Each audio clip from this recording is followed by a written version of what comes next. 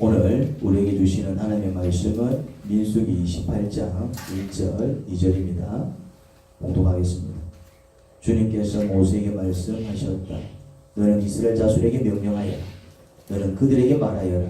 정해진 절기에 따라서 너희는 내가 받을 제물, 내가 먹을 음식, 곧 나에게 불살라 바쳐서 나를 기쁘게 하는 향기의 희생제사를 어김없이 바치도록 하여라. 아멘. 자, 우리가 지금 몇 주째 무슨 얘기를 하고 있죠? 안식에 대한 이야기를 하고 있습니다. 안식. 혹시 이렇게 또 예배를 드리지 못해서 설교를 듣지 못한 분들은 밴드에 들어오셔가지고 지난 설교들이 올라가겠습니다. 아니면은 유튜브 바로 들어가시면은 물어보셔서 듣지 못한 설교를 들으시기 바랍니다. 왜냐하면 지금 설교는 단막급 설교가 아니고 연속급 설교입니다. 이게 이제 몇 주간 걸쳐서 하고 있는 안식에 대한 설교인데 내용이 연결이 됩니다. 그래서 듣지 못한 부분을 들어야 다음 이야기가 좀 쉽게 이해가 됩니다. 안식에 대한 이야기를 하고 있는데 두 가지 안식에 대해서는 얘기했고, 육신의 안식, 건강과 관련되어 있는, 두 번째는 정신의 안식. 우리 정신을 안식시켜줘야 된다고 그랬죠. 정신을 안식시켜주지 못하면은 이제 힘든 삶을 살아갈 수밖에 없습니다. 정신이 상하기 때문에. 자, 세 번째 안식은 뭐였죠? 영혼의 안식. 영혼의 안식 참 중요합니다. 그래서 지난 시간 영혼의 안식에 대한 이야기를 했고요. 그 연장선에서 이 영혼을 안식하는 그 예배에 대한 이야기를 오늘 좀 더 하려고 합니다. 자, 영혼을 안식시키기 위해서 안식시키는 가장 좋은 방법 뭐라고 그랬죠? 예배라고 그래요. 예배를 그냥 드리는 게 아닙니다. 그냥 그 예배 드리는 날이니까 그냥 가방 들고 와서 예배를 드리는 게 아니라 이렇게 이제 앉아서 모여서, 예배는 이런 모임을 공예배라고 그래요. 예배는 다 같이 모여서 드리는 공예배가 있고, 아니면 개인적으로 혼자서 이렇게 드리는 개인 예배가 있습니다. 개인 예배든 공예배든 예배가 주는 유익은 뭐라고요? 영혼이 안식하게 됩니다. 영혼이. 이 구약 시대에는 하나님께 나아가는 방식이 제사였습니다. 구약 시대에는 하나님께 나아가는 방식이 제사였어요.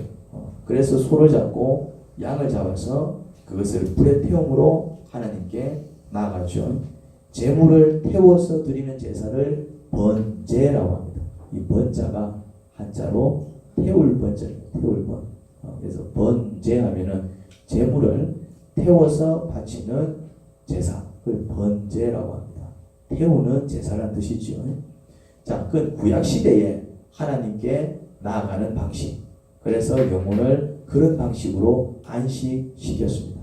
자, 신약 시대는 하나님께 나아가는 방식이 구약과 다릅니다.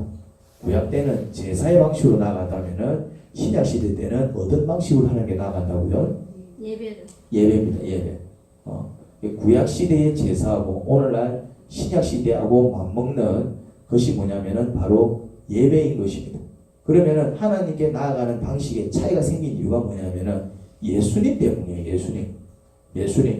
예수님께서 십자가를 지셨거든요. 그 사건이 가지는 의미가 뭐냐면은 예수님께서 자기 자신을 희생제물로 하나님께 드린 것이에요.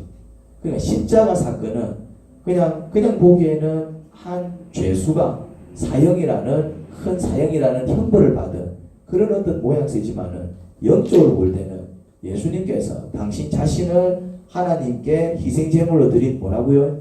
제사인 것입니다. 제사. 구약의 제사는 예수님의 그 단 한 번의 제사로 모두 완성되어 버렸어요. 그래서 구약 시대 때 드렸던 그 제사를 신약 시대 때는 동일하게 드리지 않습니다. 드리지 않는다 이 말이죠. 대신 제사가 가지고 있었던 의미가 있어요. 제사를 통해서 누가 앞에 나갔다고요? 하나님 앞에 나갔다 이 말이죠. 그런 영적인 원리를 제사라는 방식으로는 더 이상 의미가 없어요. 예수님께서 이제 십자가 위에서 달려 돌아가신 그 사건이 자신을 희생제물로 하나님께 바친 제사이기 때문에 그 제사가 그 단번에 드린 그 제사가 이제 구약의 모든 제사를 완성해 버린 것입니다.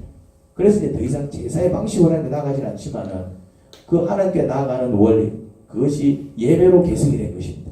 그래서 오늘날은 뭐 소를 잡고 양을 잡아서 뭐 하나님께 제사를 드리는 방식으로 하나님께 나아가지는 않지만은 뭐를 통해서? 예배를 통해서 하나님께 나아갑니다. 예배를 통해서. 하지만 그 제사가 가지고 있는 원리를 그대로 계승한 게 예배다 보니까 제사를 통해서 구약시대 때 어떻게 제사를 지냈는지, 그리고 어떤 마음가짐으로 어떤 자세로 제사를 지냈는지, 그것을 통해서 오늘날 우리가 어떻게 예배를 드려야 되는지 그 원리를 배울 수 있습니다. 방식만 달라졌지 하나님께 나아가는 그 근본적인 원리는 구약의 제사와 신약의 예배가 동일하기 때문에 그렇습니다. 그래서 구약에 많은 제사들이 나오는데 오늘 제사를 안 지내는데 뭐 이게 우리하고 무슨 상관이 있어? 제사 자체는 의미가 없지만 그 제사 안에 흐르는 많은 원리들이 걸려 있습니다. 그냥 제사를 지내는 게 아닙니다. 제사를 지낼 때는 하나님께서 지시하신 말씀이 있어요. 그게 원리인데 그 원리는 오늘날 우리가 예배를 드릴 때 동일하게 적용이 됩니다. 그런 방식으로 하나님 앞에 나아갈 수 있는 것입니다. 이 예배는 참 중요합니다. 영혼을 안식시키는 방식이 예배라고 지난 시간에 이미 말씀을 드렸습니다. 예배를 통해서 영혼이 어떻게 된다고요? 안식하게 됩니다. 그거는 영혼이 안식한다라는 말은 다르게 말하자면 어떤 의미라고 그랬죠? 하나님과의 관계가 회복된다고 그랬습니다. 그게 영혼의 안식입니다. 세상살이에 찌들리면 우리도 모르게 하나님을 잊어버린다 그랬죠. 하나님께서 우리 아버지시고 우리가 하나님의 자녀라는 사실을 잊어버리게 됩니다. 세상살이에 찌들리게 됩니다. 세상살이는 우리를 힘들게 만듭니다. 왜냐하면 세상살이는 노동이기 때문에 그렇습니다. 공부를 하는데 공부를 마친 다음에 에너지가 더 넘치는 사람은 없습니다. 일을 했는데 일을 마친 다음에 에너지가 더 넘치는 사람은 없습니다. 세상살이를 열심히 살면서 할수록 어떤 일이 벌어진다고요? 에너지를 쓰게 되죠. 힘을 쓰게 됩니다. 육신의 힘뿐만이 아니라 정신도 스트레스를 받게 되고 심지어 영혼도 어떻게 되느냐 하면은 피폐해집니다. 다시 말해서 영혼이 피폐해진다는 말은 우리도 모르게 누구를 잊어버린다고요. 하나님을 잊어버려요. 하나님을 잊어버린다. 심지어 하나님께서 안 계시는 것처럼 느껴요. 계셔도 저 멀리서 우리가 어떤 지경에 처해 있든 아랑곳하지 않고 바라보고만 계시는 것 같습니다. 그래서 불신자들은 하나님이 어디 있어? 이런 말을 아무렇지도 않게 합니다. 못 느끼는 거예요. 심지어 예수님을 믿는다라는 사람들조차도 어떤 힘든 상황에 처하면 이런 말 많습니다. 하나님 진짜 살아계시는 거 맞나? 살아계시는데 왜 내가 이렇게 힘든 일을 다 하지? 그게 이제 뭐냐면 영혼이 지금 피폐해진 겁니다. 이제. 그게 바로 영혼이 시든 상태, 하나님과의 관계가 멀어진 상태입니다. 그런 상태가 되면은, 그런 지경에 이르면은 하나님의 도움과 돌봄을 받지 못하게 됩니다. 그런 지경에 이르게 됩니다. 아무런 은혜도 사랑도 느낄 수 없습니다. 속된 표현으로 죽을 맛을 경험하게 됩니다. 자, 그러면은 구약 시대에는 제사를 어떻게 지냈을까? 다시 말해 영혼의 안식을 위해 안식일을 어떻게 성수라는 말은 거룩하게 지키는 이 말이거든요. 어떻게 이제 지켜야 이 말.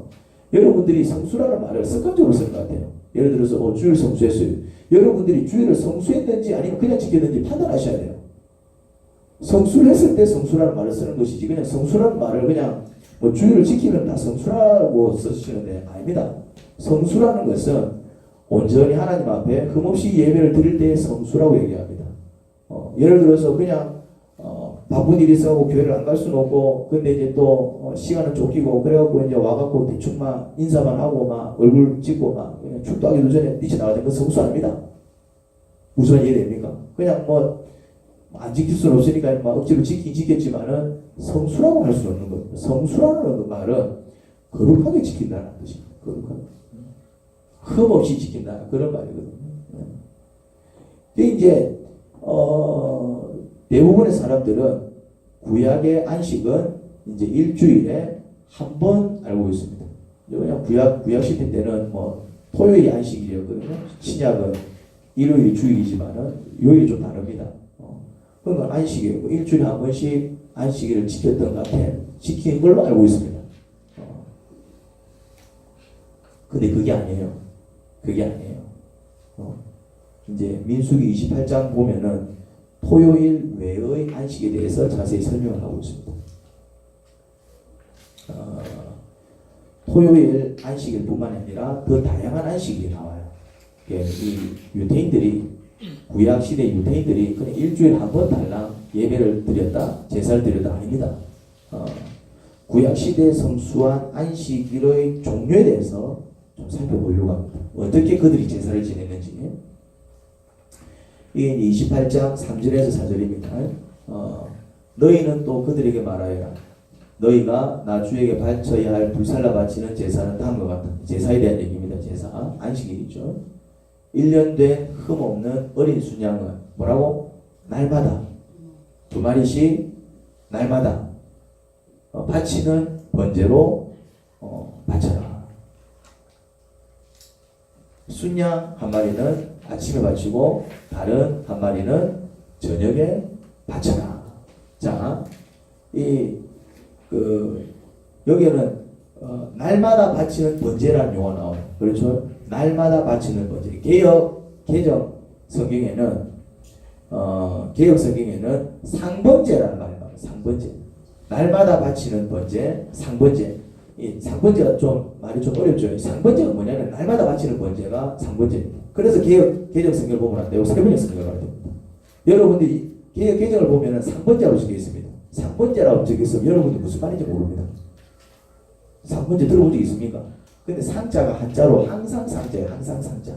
그러니까 매일 바치는 제사 그런 의미입니다. 한자가 그렇다 이 말이죠. 근데 세번역에는 뭐라 적혀 있냐면은 날마다 바치는 제사 이렇게 적혀 있습니다. 똑같은 단어를 그렇게 풀이해놨습니다. 그래서 세번역을 봐야 된다. 세번역. 세번역을 보면은 날마다 바치는 번제는 탁 들어온다 이 말이죠. 그냥 이렇게 날마다 바치는 번제요. 상번제 이러면 이게 무슨 말인지 모르는 거예요. 아침에 순양 한 마리 그리고 저녁에 또 다른 순양 한 마리를 바치라고 합니다. 그러면 매일 양을 몇 마리 바치지요? 2마리. 매일 아침 저녁으로 순양을 한 마리씩 바쳐야 했습니다. 제가 묵상을 가르칠 때에 아침에는 신약으로 큐티를 하고 저녁에는 구약 성경을 읽히는 이유가 바로 구약의 상번제, 그 날마다 바치는 번제를 실천하기 위해서입니다. 이거 그냥 이래원 목사가 좀 유별 나오고 아침에 매일 막 큐티 시키고 막 저녁에는 막 나들 안 하는 아닙니다. 이미 그 구약 시대 이 유대인들은 아침에 뭐 하고요? 큐티보다 더 힘든 제사를 지냈어요. 큐티가 쉬울까요? 제사가 쉬울까요? 제사를 지내려면 양을 잡아야 돼요. 양 잡아보신 적 있습니까? 양을 잡으려면은 막 이렇게 각을 떼야 됩니다. 속에 있는 내장을 다 끄집어내야 됩니다. 그리고 이제 그 손질을 해야 됩니다. 씻어야 됩니다. 그리고 이제 불 위에 올려야 됩니다. 그리고 태워야 됩니다. 여러분, 제사 드리는 게 쉬울까요? 어려울까요? 아니면은 아침에 성경 한 장 읽고 그거를 다 요약하고 그래서 나름대로 묵상한 거를 적는 큐티가 쉬울까요? 큐티가 훨씬 쉽습니다. 제자 다 싫어합니다. 제사 싫어요. 지금 슬퍼하니까 1년에 2번 드리는 것도 슬퍼해요 지금. 제사는 힘들대요. 그렇게 들었어 이 사람들은. 하나님 앞에 나아가기 위해서. 그것도 아침 저녁으로. 그렇게는 할 필요가 없지만은 그 안에 흐르는 원리 제사를 왜 지낸다고요? 하나님 앞에 나아가기 위해서. 자, 민수기 28장 9절입니다. 안식일에도 토요일을 얘기합니다. 1년 된 흠없는 어린 순양 2마리를 기름으로 반죽한 고운 밀가루 10분의 2 에바의 곡식 제물과 거기에 맞는 부어드린 제물과 함께 바쳐라. 이게 이제 안식일 번제예요. 안식일 번제. 일주일에 한 번씩 드리는 번제입니다. 자, 첫 번째 안식일은 어떤 번제지요? 매일 바치는 번제. 아침 저녁으로. 그리고 두 번째 안식일은 일주일에 한 번씩 드리는 번제입니다. 자, 그러면은 안식일 번제를 드릴 때는 상번제를 드리지 않아도 될까요? 드려야 됩니다. 안식일에는 날마다 바치는 번제, 상번제입니다. 날마다 바치는 번제와 부어드리는 제물 외에 안식일 번제를 따로 바쳐야 합니다. 이 말은 안식일 날에는 안식일 번제를 드리지만은 또 상번제는 그런 날마다 바치는 제사이기 때문에 의뢰 아침 저녁으로 하고 따로 안식일 번제를 해야 된다. 입이 쫙 벌어지죠. 기가 막히죠. 민수기 날마다 바치는 번제는 당연히 드리고 안식일 번제를 따로 바치라고 하지요.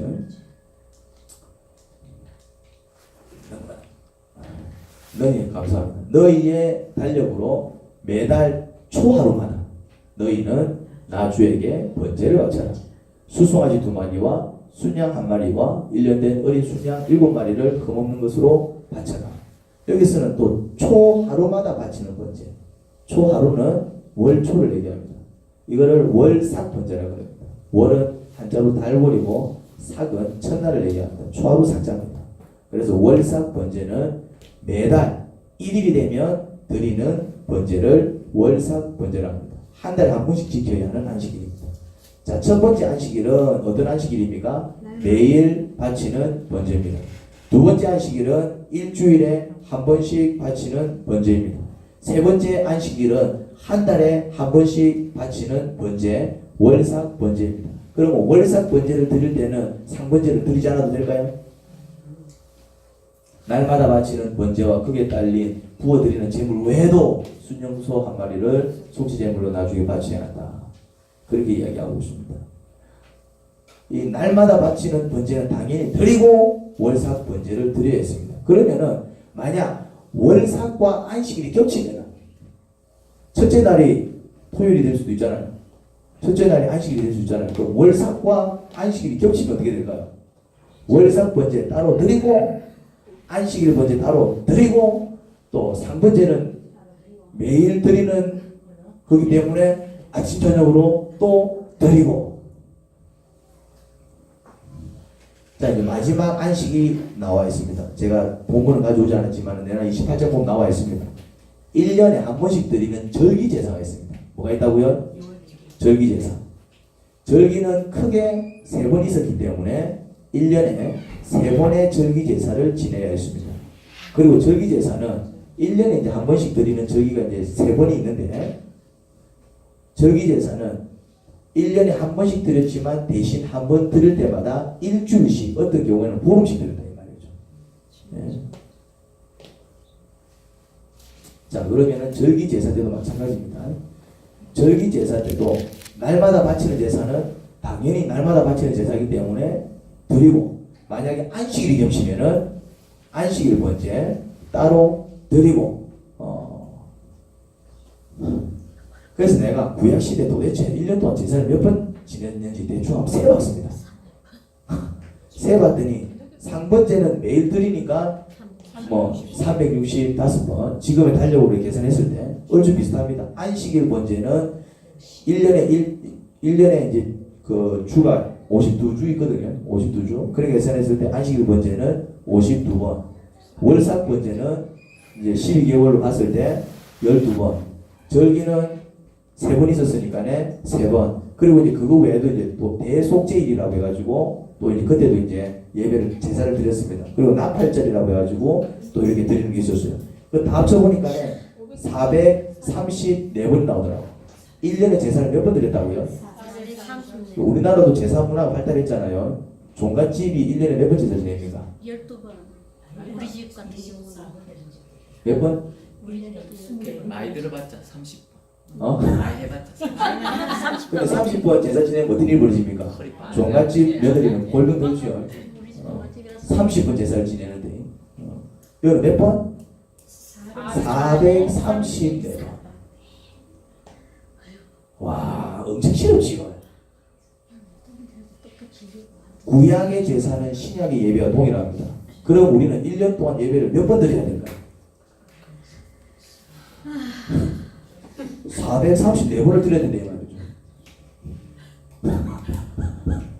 야, 이거 예배 드리다가 볼장 다 보겠다. 그래서 느낌 아니고 예배 드리다가 볼장. 그런데 이게 결코 많은 수가 아닙니다. 예배를 의무로 드리게 되면 굉장히 부담이 되는 횟수입니다. 하지만 안식을 위해서 드리는 예배라면 결국 많은 수가 아닙니다. 이게 어떤 자세로 드리냐에 따라서 완전히 달라집니다. 그냥 이게 예배를 그냥 형식적으로 의무로 뭐 유태인이니까 예배를 드려야지, 유태인이니까 제사를 지내야지, 뭐 그리스도인이니까 예배를 드려야지, 이런 어떤 의무로 예배를 드리게 되면 434번 사라지는 숫자입니다. 그런데 그런 의무가 아니라 안식을 위해서 드리는 예배라면은 434번은 그렇게 많은 횟수가 아닙니다. 여러분들이 1년 동안 밥을 몇 그릇 드십니까? 여러분들이 1년 동안에 밥을 몇 그릇 드실 것 같아요? 세 봤습니까? 자, 하루에 3끼 먹는다고 봤을 때 어떤 사람은 뭐 2끼 드시는 분도 있고 어떤 사람은 4끼 드시는 분도 있더라고. 뭐 아무튼 좀 차이는 있지만은 그래도 보통 우리가 아침 저녁 3끼, 저는 3끼를 먹거든요. 보통 이제 3끼 드시는 분들이 대부분이니까 3끼로 잡았을 때 365일이면은 1095그릇이 나옵니다. 여러분 만약 밥을 의무로 먹으면은 1095번 이거 먹을 수 있겠습니까? 이 사람답다 이 말이지. 1095번. 그런데 육신의 안식을 위해서 먹게 되면은 그 수는 결코 많은 수가 아닙니다. 아마 그렇게 먹은 줄 몰랐을걸요. 내가 1년에 1000그릇 넘는 밥을 먹었다는 사실을 평소에 인식하며 사는 사람은 거의 없습니다. 밥하는 사람. 밥하는 사람. 밥하는 사람은 이제 엄청 싫었죠. 밥만 먹는 게 아니고 밥을 빼. 밥하는 사람 이렇게 얘기합니다. 이거 돌아서고 밥해. 아침에 먹고 설거지 해놓고 또 이제 점심에 밥하는 사람은 이게 느껴집니다. 돌아서면 밥하고 돌아서면 밥하고. 근데 먹는 사람은 돌아서면 밥 먹고 돌아서면 밥 먹고 이게 안 느껴집니다. 밥하는 사람은 돌아서면 밥하고 돌아서면 내가 밥하다가 내가 골전 가보겠네 이러는데 밥을 먹는 사람은 아이고 돌아서면 밥 먹고 돌아서면 밥 먹고 이런 얘기 안 합니다. 왜 그럴까요? 줄임대를 채우기 위해서, 허기를 달래기 위해서, 지친 육신의 생을 싣기 위해서 밥을 먹었기 때문에 매번 오늘 또 밥 먹어야 되나? 아까 밥 먹는데 또 밥 먹어야 되나? 그런 탄식 속에서 먹지 않았을 겁니다. 물론 밥 먹기를 싫어하는 사람이 있어요. 그런 사람들은 또 먹어야 되나? 내가 이 소리를 자주 듣습니다. 우리 무쇠라고 얘기를 합니다. 점심 때 밥을 먹이려면 밥 먹으려면 밥 먹는데요. 뭔 밥 먹는데요? 아침에 할머니 집에서 밥 먹는데요. 이제 그렇게 이제 밥 먹기를 싫어하는 애들은 이게 이제 힘들어. 아까부터 또 먹나 이래 되는 거예요. 그런 사람들은 식사할 때마다 힘든 거예요. 그러니까 우리 무쇠라 자들은 밥 먹을 때마다 힘든 거야. 근데 이제 지난달 수영을 데리고 왔더만 미치듯이 먹더라고. 야, 운동을 시키네, 운동을. 여러분, 예배를 드릴 때 의무적으로 드리지 마시기 바랍니다. 예배를 의무적으로 드리면 이런 일 생각합니다. 아이고, 또 주일이가. 이래 되는 거예요. 아이고, 또 교회 가야 되나? 또 예배 드려야 되나? 여러분, 큐티를 의무적으로 하잖아요. 그럼 어떤 일이 벌어지지 아십니까? 아침에 일어나기 싫습니다. 아이고, 또 큐티 해야 되나? 여러분, 기도를 의무적으로 하게 되면은, 아이고, 또 기도하러 가야 되나? 그런데, 이 예배를 의무적으로 드리면 그런 일이 벌어집니다. 이 예배를 어떻게 드려야 된다고요? 기쁘게 드려야 됩니다. 기쁘게. 밥을 먹을 때 맛있게 먹어야, 밥을 먹을 때 맛있게 먹어야, 이게 이제 피가 되고 살이 됩니다. 아이고, 또 먹어야 되나? 아이고, 또 먹어야 되나? 얼마나 스트레스 받겠어요? 예배를 드릴 때 기쁘게 드릴 수 있어야 됩니다. 매일 아침 큐티를 기쁘게 할 수 있어야 됩니다. 정한 기도 시간마다 기도를 기쁘게 할 수 있어야 됩니다.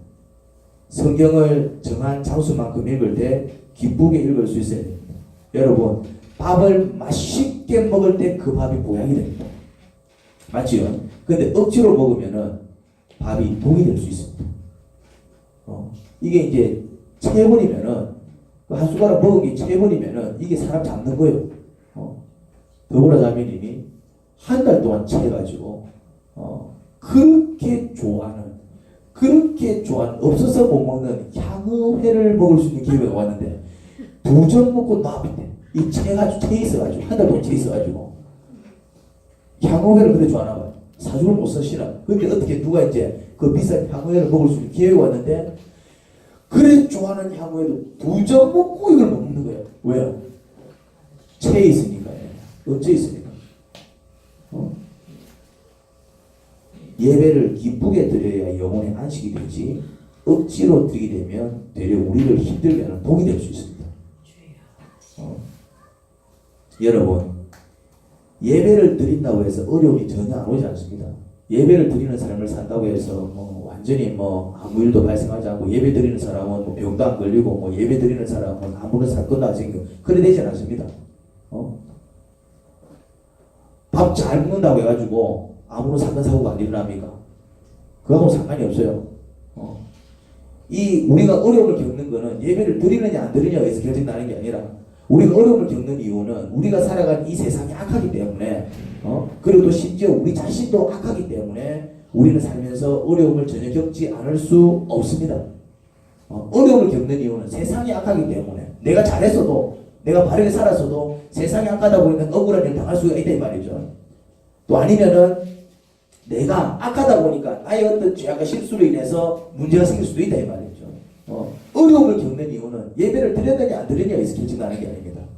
어려움을 겪는 이유는 밥을 잘 먹어도, 몸 건강해도 좀 이렇게 조심하지 않아가지고 뭐 이렇게 스키 타다가, 건강하다고 스키 타다가 말이지, 막 이렇게 운동도 안 하고 타다가 막 다리 부러질 수 있잖아요. 밥 먹어도 다 부러지는 건 아니잖아요.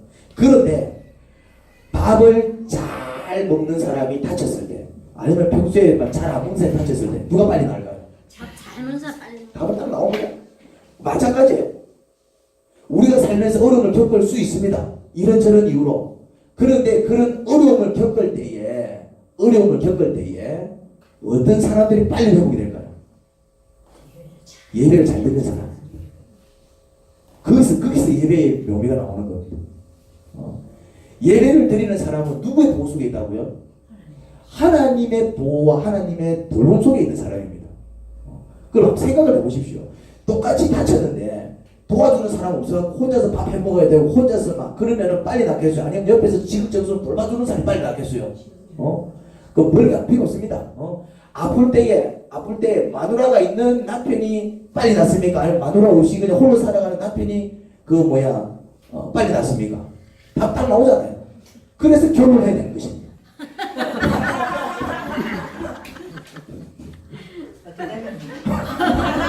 반대가 되면 반대가 되면 해줘야 되잖아요. 해주면 되지. 해주기 싫어가지고. 해주기 싫어갖고 나도 막 그냥. 부득이 무서운 자기가 본다. 자기가 본다. 예, 그런 거예요, 말이죠. 예배가 그런 의미입니다. 예배라는 것은 하나님을 모시고 산다는 뜻인데, 평소에는 예배를 드리는 사람이나 예배를 드리지 않는 사람이 그렇게 차이가 나지 않습니다. 평소에는. 근데 어디서 예배하는 자와 예배하지 않는 사람의 차이가 나느냐 하면은, 내가 어려움을 겪었을 때에, 그 어려움을 겪었을 때에 하나님께서 도우시냐 안 도우시냐, 그것이 차이가 나는 겁니다. 하나님의 도움을 받게 되면은 하나님께서 나를 붙들어 주시기 때문에, 하나님께서 붙들어 주시지 않을 때는 내가 힘을 못 쓰는데, 붙들어 주시면은 그 붙들어 주시는 힘을 가지고 내가 일어선다 이 말이죠. 회복이 바라다 이 말. 이 예배를 통해서 하나님과 늘 그런 관계를 끈끈하게 유지하는 사람은 그렇지 못한 사람보다 역경과 고난을 훨씬 더 힘있게 치고 나가는 것을 볼 수 있습니다. 똑같은 역경 속에서 어떤 사람은 픽 쓰러져서 정신을 못 차리는가 하면, 반면에 어떤 이는 아무 일 없다는 듯이 참고 견디는 사람이 있습니다. 그게 이제 예배가 주는 묘미예요.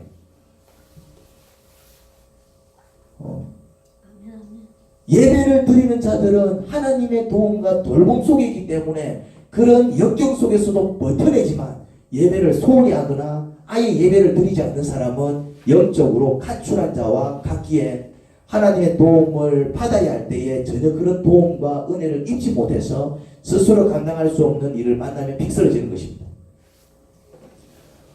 그렇잖아요. 집에서 부모랑 같이 살아가는 아이들이 문제가 생겨도 티가 잘 안 납니다. 왜 그렇습니까? 부모들이 알아서 바로바로 그 부족한 것을 채워주기 때문에. 그런데 부모 없이 홀로 살아가는 안타까운 친구들이 있잖아요. 그런 친구들은 뭔가 이렇게 도움의 손길이 필요할 때 어떤 일이 벌어집니까? 자기 스스로 해결을 해야 되고, 그래 나이 걸리다 보니까 자기 스스로 해결할 수 있는 능력이 떨어지고, 그러니까 아무래도 어려움을 호소하게 되는 것입니다. 그 원리와 똑같아 이 말이죠. 그 원리와 똑같아요.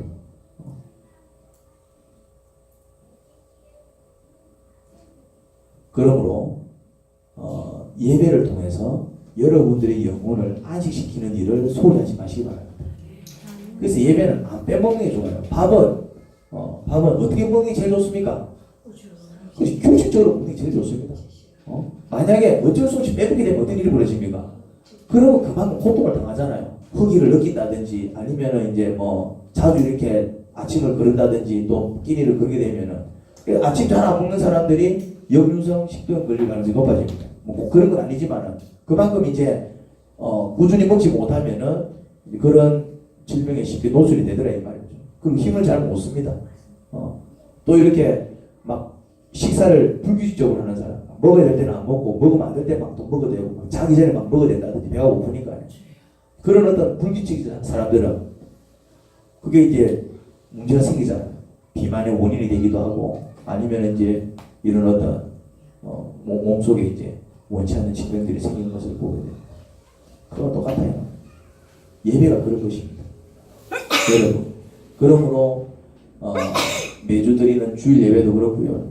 개인적으로 우리 교회는 이제 묵상을 가르치기 때문에 뭐 이렇게 큐티하는 사람 또 요즘도 새벽마다 기도를 하잖아요. 새벽 기도에 그렇게 이제 매일 진행이 되다 보면은 아이고 뭘 맨날 똑같은 거 똑같습니다. 밥을 맨날 먹나 똑같아요. 그렇지만 그거 하는 사람하고 하지 않는 사람은 어제 표현한다고요? 어떤 문제가 생겼을 때에 회복되는 속도가 다릅니다. 문제가 생겼을 때 그 다음에 또 문제가 생기는 확률도 줄어듭니다. 밥을 잘 먹는 사람이 아플 확률이 높아요? 잘 안 먹는 사람이 아플 확률이 높습니까? 이게 그런 게 생깁니다. 예배를 잘 드리는 사람들이 문제를 완벽하게 안 당할 수는 없겠지만은 그래도 예배를 잘 드리는 사람이 안 드리는 사람보다 뭔가 이렇게 문제가 터지는 어떤 횟수를 비교해 봤을 때 차이가 많이 납니다. 경건하게 사는 사람들이 순탄하게 살아가는 일이 그거예요. 순탄하게 살아가는 일. 그런데 그렇지 않은 사람들이 자꾸 이런 일을 원치 않게 막 저런 일을 꼬여가지고 막 힘들게 살아가는 이유가 이제 그런 것입니다. 그러니 이 예배하는 일에 힘쓰는 여러분들이 되기를 간절히 바랍니다. 누구를 위해서? 여러분 자신을 위해서. 여러분 자신을 위해서. 그러면 하나님은 왜 예배하는 자들에게 그런 혜택을 주는 것일까요? 하나님께서 우리의 예배를 받기를 원하시기 때문에 그렇습니다. 하나님은 우리가 예배를 드릴 때 그 예배를 굉장히 기뻐하십니다. 그게 하나님의 기쁨이에요. 그래서 하나님께서 기뻐하시니까 당연히 기뻐하시는 분이 뭘 여는 것입니까? 할아버지가 기분이 좋으면 손자한테 뭘 주지요? 막 지갑을 내라고 만원짜리 주기도 하고 기분이 좋으면 막 과자로 사주기도 하고 그렇습니다. 하나님이 기분이 좋다면 하나님 나 때문에 기분이 좋으면 나한테 뭘 여신다고요? 나한테 이제 지갑을 내는 거예요. 그러면 하나님께서 기분이 좋으시고 뭔가를 줄 때 뭐 주겠습니까? 나한테 필요한 걸 주겠습니까? 나한테 전혀 필요하지 않는 걸 주시겠습니까?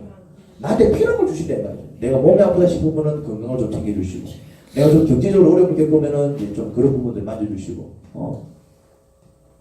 내가 좀 이렇게 뭐 마음에 근심이고 괴로움이 있으면 그 마음을 만져주시고 하나님께서 나를 만져주시는데 뭘 만져주신다고요? 내가 필요한 거. 내 문제를 해결해 주시더래 말이죠.